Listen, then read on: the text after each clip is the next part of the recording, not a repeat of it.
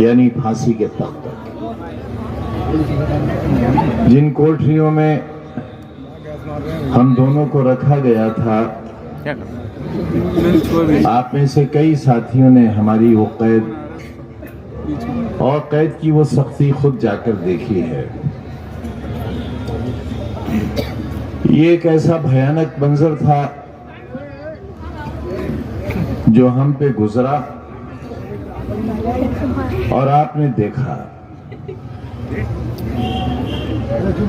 अंग्रेजों ने ये कोठरियां उन लोगों के लिए बनवाई थी जो या तो अपराधी थे या एक अपराध कर रहे थे मुल्क की आजादी की लड़ाई का। हिंदुस्तान आजाद हो, गुलामी जाए और लोगों की हुकूमत कायम हो। एक ऐसी सरकार जिसे लोग चुने और जो लोगों की सरकार हो। वहां किसी एक का हुक्म न चले, मजहब के नाम पर, धर्म के नाम पर, जाति के नाम पर इंसान को इंसान से लड़ाया न जा सके,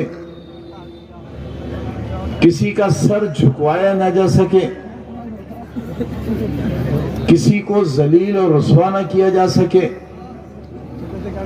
किसी बाप और किसी मां को इस बात के लिए मजबूर न किया जा सके कि या तो उसकी बेटी महलों की स्याह दीवारों में अपनी असमत लुटवाकर दम तोड़ दे, या मां बाप अपने ही घर में गड्ढा खोदकर अपनी बेटी को जिंदा दफन कर दें। ये एक वैचारिक और उसूली नजरियाती लड़ाई थी। स्वार के मैदान और हमारे ये तमाम साथी जिनकी उम्रें उस वक्त इतनी ही होंगी जितनी आपकी हैं, इनके चेहरे और सर पर कोई बाल सफेद नहीं था। ये सब काले बालों वाले नौजवान थे और यहां कोई हक की बात कहने की हिम्मत नहीं कर सकता था। यही स्वार का बाजार, रिसालत खां का कत्ल हुआ, खून बहता रहा लाश से और किसी की हिम्मत नहीं थी कि लाश को उठा ले। एक ऐसा दर्दनाक कत्ल और एक ऐसे जाबाज और बहादुर का कत्ल जो महलों से टकराया था। महलों ने दिखाया कि अंजाम यह होता है हमसे टकराने का। उस वक्त भी हमने स्वार में आकर हक की आवाज बुलंद की थी, जब हमारे हाथ बिल्कुल खाली थे, दामन भी खाली था। और उसी वक्त किले के मैदान में और हामिद मंजिल के सामने वाली सड़क पर हकीम राजकिशोर की लाश पड़ी हुई थी और कुत्ते उसका खून चाट रहे थे और रपट लिखने वाला कोई नहीं था, क्योंकि खता यह थी कि महलों के जुल्म के खिलाफ वो भी लड़े थे जिस तरह रिसालत खां लड़े थे। यह तुम्हारा कल का स्वार, तुम्हारे ऊपर हुए उस जुल्म को और तुम्हारे छीने हुए हक के खिलाफ सूखा पड़ गया। लगान देने का पैसा नहीं था तुम्हारे अजदाद के पास, तुम्हारे दादा के पास, तुम्हारे नाना के पास, तुम्हारे खालू और फूफा के पास और तुम्हारे सगे बड़े भाई के पास। लेकिन हुक्म था कि अनाज लेकर पहुंचना है और किसान अनाज लेकर पहुंचा था। गोली चली थी और अनाज खून में रंग गया था, लेकिन वो अनाज किसान को नहीं मिला। वो अनाज भी तुमसे छीन लिया गया और तुम्हें मिली सिर्फ तुम्हारे घरों की और तुम्हारे बुजुर्गों की लाशें। उनसे लड़े हैं हम। एक तारीख लिखी है हमने, एक ऐसा इतिहास लिखा है जिसे सिक्के खरीद नहीं सकते। जात और बिरादरी के नाम पर हमारी स्याह रातों का दाम नहीं लगाया जा सकता। जो हमने खोया है, मैंने, मेरी अहिया ने, मेरे बेटों ने और खास तौर से अब्दुल्ला ने, मेरे अहबाब ने, मेरे सियासी दोस्तों ने जो आज भी बिजनौर की जेल में हैं, दे सकते हो हिसाब? एक रात के आंसुओं का हिसाब दे सकते हो आप? बराबर में फांसी घर और हम फांसी की कोठरियों में।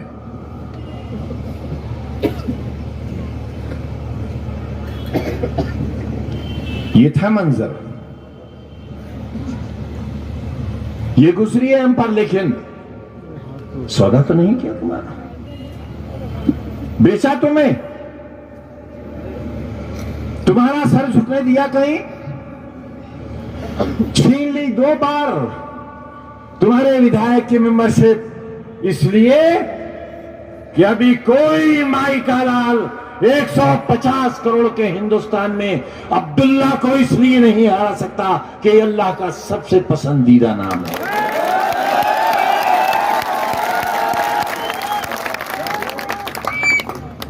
अरे मुल्क के बांटने वालों, रिश्तों को बांटने वालों, क्या पार्लियामेंट हमने हारी है? वाह वाह बहादुरों, वाह क्या मर्दानगी है। अरे ये जूते पे लगा हुआ थूक चाटा है तुमने, और दूसरे पैर का थूक जूते का चाटा जब विधायकी जीती है तुम।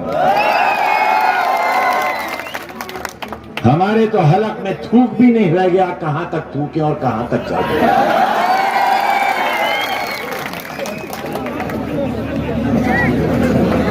सीट यहां आ रही, जीते तुम, तमंचा लेकर दौड़ाने वालों, तमंचा लेकर। इसी मोबाइल में वीडियो है दरोगा का, तमंचा लेकर वोट डालने वालों को दौड़ाने वालों, घरों के अंदर ताला डालकर पुलिस का पहरा लगाने वालों, और दिल्ली में ये कहते हो सबसे बड़ी कुर्सी पर बैठे हुए बादशाह कि हमने रामपुर भी जीत लिया। अरे ये है हमारी हैसियत, ये है हमारी हैसियत कि हमारी हार और तुम्हारी फर्जी जीत का तुम्हें जिक्र करना पड़ा। 150 करोड़ में ये हैं 1 और 11। ये स्वार की गलियां, स्वार की सड़कें और इसका विकास और बंटने वाला पैसा,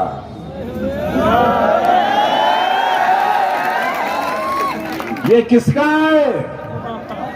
अरे ये मेरे कलम का दिया हुआ है, ये मैंने दिया है। वाले नमक हराम,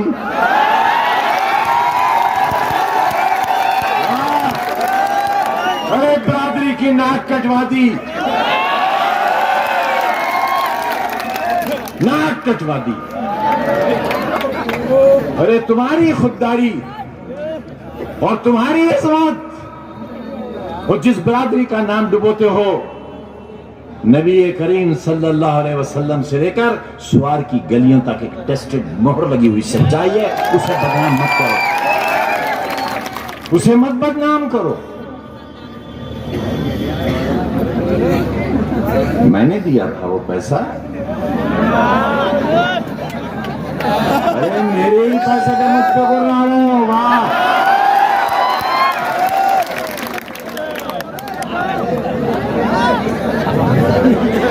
वाह, ये है छोटी बिल्ली। मैंने दूध चढ़ाव में खोला कर रखा था। स्वार वालों तुम्हारे लिए मुझे क्या मालूम, बिल्ली खुद चोर है।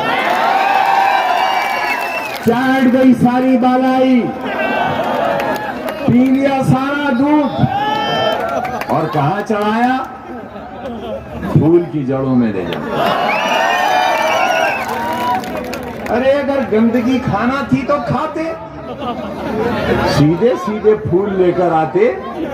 ये क्या निशान लाए हैं?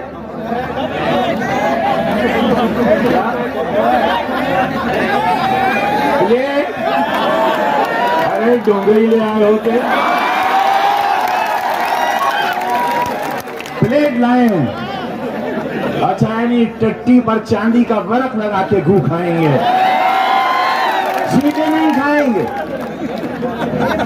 हिम्मत की होती, अगर ईमान का सौदा ही किया था तो ठीक से किया, ताकि बेईमान वाले तुम्हारे साथ होते। सबको मालूम है क्या हो रहा है पूरे मुल्क में, किसे नहीं मालूम है? स्वार के जिंदा लोगों, जिंदगी का सबूत दो। और तुम अगर रंगो नस्ल में बटोगे, अगर जात और बरादरी में बटोगे, तो फिर तुम में और दूसरों में फर्क क्या रह जाएगा? कहां से संदेश दोगे?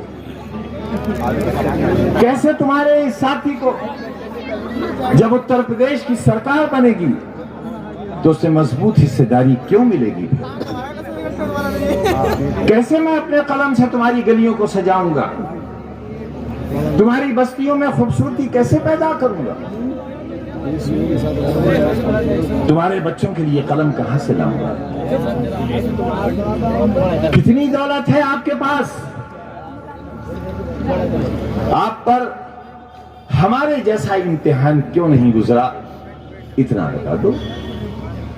मैं हर उस शख्स से जो हमारे बीच की क़यादत की दावेदारी करता है उससे पूछता हूं कि जो हमारे साथ हुआ है क्या वो सही है? गुजरात हाई कोर्ट में राहुल गांधी साहब का मुकदमा बेर बहस, और पहला नाम हमारा और अब्दुल्ला का आया, और उसके बाद राहुल गांधी का नाम आया। यह है हमारे साथ जुल्म। हमारे साथ हुए जुल्म की आवाज सर चढ़कर बोली है, लेकिन न कलम को चाकू में बदला, न चाकू को तुम्हारे हाथों में। अरे यार, जो उम्मीदवार प्लेट लेकर आए हैं ये किसके साथ हैं? ये किसके साथ हैं? ये उनके साथ हैं जो तुम्हारी मासूम नस्लों के हाथ में चाकू देना चाहते हैं। 80 लाख रुपए का चाकू लगाया गया है रामपुर के तिराहे पर, वो हमने बनवाया है। वो चौराहा भी हमारा बनाया हुआ है। रामपुर का कोई काम 105 करोड़ की एक एक सड़क बनवाई है हमने तुम्हारी। एक सड़क 105 करोड़ की तुम्हारे लिए। इस तरह तुम्हें तुम्हारा खोया हुआ हक वापस दिलाया है इंशाअल्लाह। तुम्हें छोड़ा नहीं है कहीं, तुम्हें अकेला नहीं रखा, और शाना बशाना खड़े रहे तुम्हारे साथ। एक बाएं हाथ को तुम्हारा ये सिपाही और दाएं हाथ तुम्हारा ये सिपाही, कभी नहीं छोड़ा। 50 बरस से तुम्हारे बीच में हारे तब, रुसवा हुए तब, और जब कुरैशी भाई की लाश लाना थी अस्पताल से, जिसकी लाश लेने वाला कोई नहीं था। बताओ बुजुर्गों, इन नौजवानों को बताओ,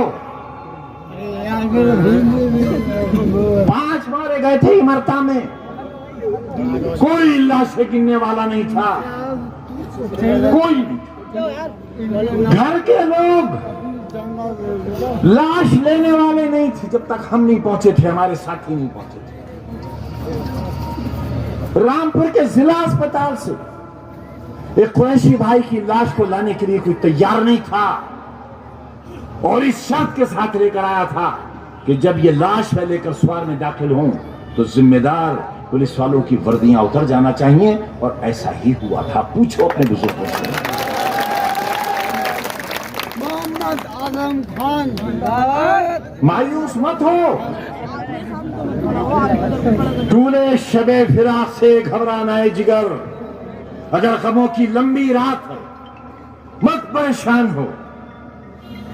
ऐसी भी कोई रात है जिसकी सहर न हो, होगी सुबह, अब बड़ी हसीन सुबह होगी, इंशाअल्लाह उन लोगों की होगी जिनके हाथ में प्लेट नहीं होगी भीख मांगने के लिए, प्याला नहीं होगा, बल्कि तुम्हारी नस्लों के लिए कलम होगा उनके पास। आज जो कुछ हमारे साथ हो रहा है वो इसलिए नहीं हो रहा है कि हम एमपी हो गए, हम एमएलए हो गए, हम वजीर हो गए, बल्कि अपने मालिक को गवाह करके कहते हैं नौजवानों कि आज हमारे साथ जो कुछ हो रहा है वो इसलिए हो रहा है कि हमने तुम्हारे मासूम बच्चों की नर्सरियां लगाई हैं, हमने स्कूल बनाए, जिन इमारतों को छीनने का सिलसिला शुरू किया है मगर नहीं छीनने देंगे इंशाअल्लाह। लड़ेंगे सुप्रीम कोर्ट तक और तुम्हारा हक अपनी जिंदगी में तुम्हें दिला कर रहेंगे। और जो यूनिवर्सिटी बनाई है तुम्हारे लिए तो तुम्हारी कमनसीबी है कि तुम उसे देखने नहीं जाते। तुम जाओ, वहां की दरो दीवार से सबक लो, वहां की फिजाओं में मुहत्तर हो जाओ, वहां के खाना खुदा की जाकर ज़ियारत करो, वहां की मिट्टी को प्यार करो और अहद लो वहां जाकर कि आने वाली तारीखों की, नस्लों की बफज़ल इलाही ये इदारा तकदीर बदलेगा। यहां से अफसर पैदा होंगे, साइंसदान पैदा होंगे, डॉक्टर और इंजीनियर पैदा होंगे। हम आपको ये खुशखबरी देकर अपनी बात खत्म करना चाहते हैं कि इस यूनिवर्सिटी से पढ़े हुए बच्चे इसरो में हैं और दुनिया के कोने कोने में यहाँ के बच्चे यहाँ पर हैं। आप हमारी वेबसाइट पर जाकर देख सकते हो। यही है हमारा जुर्म और यही है हमारा गुनाह। अगर तुम चाहते हो कि ये नर्सरी खत्म हो जाए, तुम्हारी आने वाली नस्लों के हाथों से कलम छिन जाए, तो जो कोशिश और जो पौधा हमने लगाया है फिर तुम अपने ही हाथों से उसमें जहर डाल देना और हमें भी उसी में दफन कर देना। हमें कमजोर मत होने देना, हमें मायूस मत होने देना। और अगर कभी हमारे आंख से आंसू टपके तो अपनी हथेली बढ़ाकर हमारे आंसू को जमीन पर जाया मत होने देना। अनुराधा चौहान हमारी आबरू है, इनके साथ अगर जरा सी भी नाइंसाफी हुई उसे धोखा कहा जाएगा। और आज जो धोखा हमारे साथ हुआ है वो धोखा इनके साथ नहीं होना चाहिए। हमारे साथ फर्क यह है कि वो धोखा तुमने नहीं किया, वो धोखा किया है उन्होंने जिन्होंने हमारे कलम का नाजायज फायदा उठाया, हमारी मोहब्बतों का नाजायज फायदा उठाया, हमारी उन पर जो इनायतें थी उसका नाजायज फायदा उठाया। बात करो उन लोगों से जिनके साथ माफी मांगने लखनऊ गए थे, मैंने पकड़ ली थी कई चोरियां, उसी वक्त जेल चले जाते, माफ किया था मैंने। वो कल की हैसियत देख लो और आज की हैसियत देख लो, फैसला तुम्हारे हाथ है। अनुराधा चौधरी तुम्हारे सामने खड़ी हैं, मोहब्बत का सबूत दो और फिरका परस्ती का इल्जाम लगाने वालों को ये जवाब दो कि ये बहन है हमारी, और बहन है तो बस बहन है और कुछ नहीं है।